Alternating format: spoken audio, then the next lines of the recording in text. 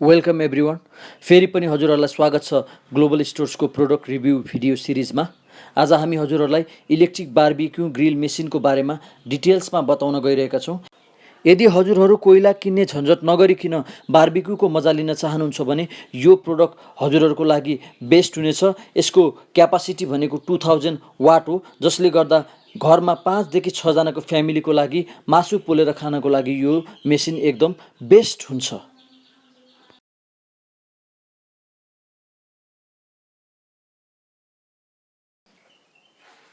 सबैभन्दा पहिला यो मेन मेसिन यही हो। यसैमा हामीले मासु पोलेर खाने हो। अब यसको फङ्सन कस्तो छ त? त्यति गाह्रो त छैन, इजी छ। त्यही पनि हामी यहाँ हजुरलाई डिटेलमा बताइदिन्छौँ।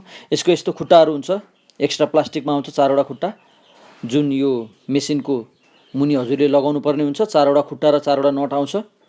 हो त्यहाँ 4 ठाउँमा चाहिँ हजुरले 1 2 3 4 ठाउँमा लगायो भने ठ्याक्कै यो ग्रिलको खुट्टा हुन्छ, जसले गर्दा यसले तल मुनिको टेबलहरू केही चिज पनि बिगार्दैन। मुनिको त्यो खुट्टा लगाएर हजुरले यसलाई युज गर्नुपर्ने हुन्छ र यसको प्रत्येक पार्ट्सहरू यसरी निकाल्न सकिन्छ। मेन तात्ने भनेको यो जुन यो मैले हातमा लिएको छु, त्यो मेन तात्ने यही हो। मुनि यस्तो खालको प्लेट हुन्छ जसमा हजुरहरूले पानी राखेर यसलाई ड्राई तरिकाले बर्निङ हुन नदिन पानी राख्न सक्नुहुन्छ। यो पुरै एल्युमिनियम र स्टिल फलामबाट बनेको हुन्छ।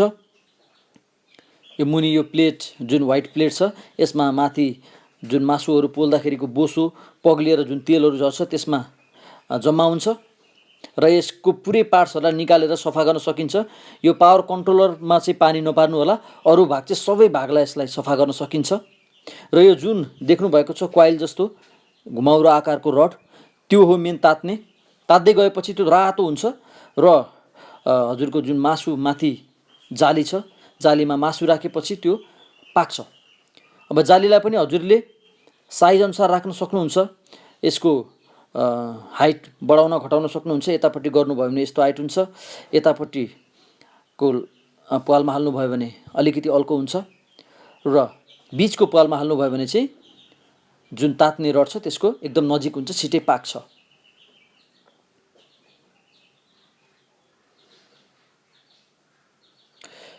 र यो जुन हजुरले बटन देख्नुभएको छ तलपट्टि, यो पावर कन्ट्रोलर बटन हो।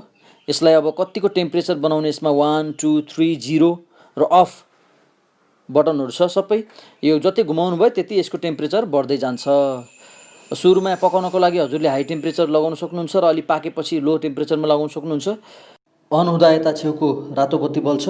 एकदम बेस्ट हुन्छ घरमा मासु पोलेर खानको लागि।